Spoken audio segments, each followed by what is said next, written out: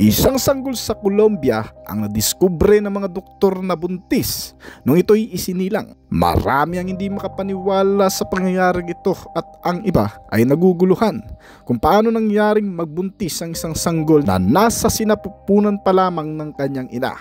Tiyak na ikaw, kaibigan na nanonood ngayon ng video na ito, ay siguradong mapapamangha sa pangyayaring ito. Kaya ano pang iniintay mo, kaibigan? Bago natin ito simulan ay hinihingi ko muna ang iyong suporta, like and share at pa-subscribe na rin para mas dumami pa ang makaalam sa totoong pangyayari at kaganapan na ibabahagi ko sa iyo.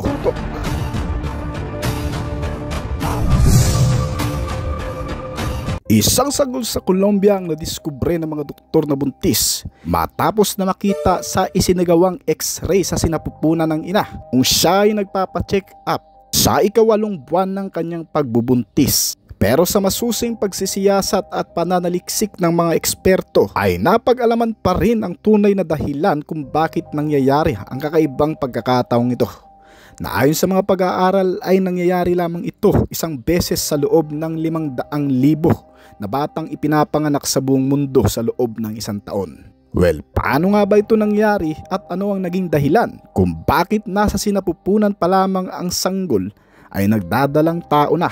Ang mag-inang mula sa Colombia kasama ang padre de pamilya na itatago na lang natin sa pangalang Fred ay bumukod sa kani-kanilang mga magulang para bumuo ng sariling pamilya. Lalo pat unti-unti ring nabubuo ang pangarap ng mag-asawa dahil sa anak nilang nasa sinapupunan pa ni Monica. Wala ring nararamdamang kakaiba si Monica nung panahong iyon o alinmang negatibong palatandaan sa kanyang pagbubuntis. Normal lamang ang lahat at walang ibang nakikitang problema ang mga OB na regular na tumitingin sa kanya. Lumipas pa ang ilang buwan nang lumaki ang kanyang tiyan hanggang sa umabot na ito ng 8 buwan.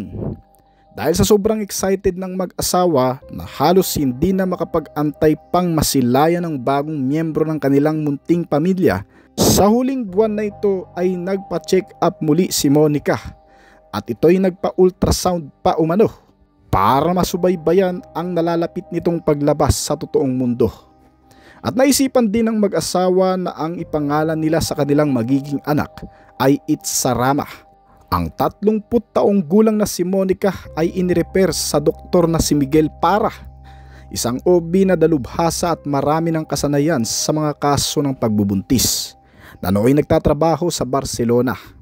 At dito ay nasuri ng doktor ang tiyan ni Monica noong mailabas ang print copy ng ultrasound ay napatigil sandali dahil sa may kakaibang napansin sa ultrasound nito.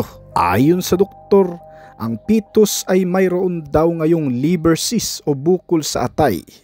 Kaya medyo nagulat at kinabahan ng mag-asawa sa sinabi nitong doktor. Dahil noong pa lang ay wala nang kakaibang nararamdaman si Monica at mukhang nasa normal naman ang lahat ng nararamdaman nito. Subalit para makasiguro ay ginamit ni Dr. Miguel ang tinatawag na color Doppler, ang 3D ultrasound imaging, para mas masuri ng malinaw na kung saan sa pamamagitan nito ay natanggal ang ibang kulay at imahe sa daluyan ng dugo na makikita ngayon sa printout ng 3D ultrasound. At dito ay tumambad ang isa pang nakakagulat na imahe na kung saan hindi pala isang liver cyst ang namumuo sa sinapupunan ng fetus, kundi ito ay isa pang maliit na fetus o isa pang sanggol na may sarili ring pusod sa loob ng sinapupunan ng sanggol sa loob ng tiyan ni Monica. Oo mga kaibigan, dahil meron din itong sariling pusod gaya ng normal na fetus sa loob ng tiyan. Nagulat din ang ilan pang mga doktor na kasama ni Dr. Miguel sa mga panahong iyon at hindi makapaniwala pagkatapos na makita nila ang mga larawan nito. Ay naunawaan nila na mukhang hindi pangkaraniwan ang pagkakataong ito at mukhang bibihira lang talagang mangyari ito. Sa ilan pang mga pagsusuri ay nalaman nila na ang kasong ito ay tinatawag na fetus in fetus twins, na ang ibig sabihin ang fetus at fetus twin ay nangyayari lamang bilang resulta ng late cell division o huling paghahati ng dalawa sa inunan sa loob ng tiyan ng kanilang magulang. Nangangahulugan lamang mga kaibigan na ang fetus sa fetus ay isa sa kambal na hindi masyadong na-develop at hindi nagkahiwalay dahil sa isa ay nakakonekta sa pusod ng ina habang isa naman ay nasa tiyan ng kakambal nito na si Itsarama. Kaya naman pinayuhan ng doktor si Monica na mag-ingat at huwag masyadong magpapagod.